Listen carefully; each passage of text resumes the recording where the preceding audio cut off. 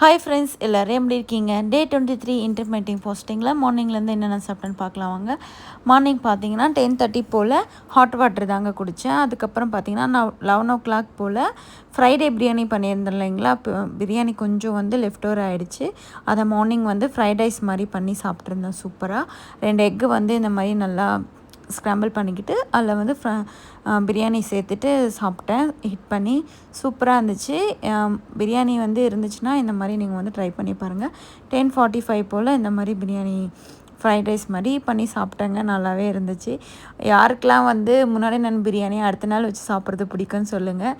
எனக்கு வேறு வழி இல்லாதனால நான் சாப்பிட்டேன். ஏன்னா இதுக்கு தானே நம்ம கஷ்டப்படுறோம். நம்ம நாடு விட்டு நாடு ஸோ வேஸ்ட் பண்ணக்கூடாதுன்னு சொல்லிவிட்டு நான் சாப்பிட்டுட்டேன். பசங்களுக்கு யாருக்கும் கொடுக்கல. ஹஸ்பண்டும் வேலையாக போயிட்டாங்க, சரின்னு கொடுக்கல.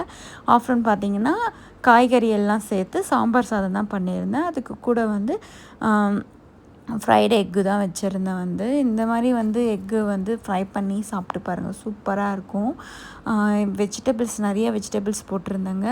என்னோடய ஃபாஸ்டிங் சூப்பராக போயிட்டுருக்குது. நான் இருக்கிறது intermediate fasting, 16 hours fasting, 8 hours eating வேணுங்க. டைமிங் பார்த்திங்கன்னா மார்னிங் 10 to 6 சாப்பிட்டு முடிச்சிருவேன்.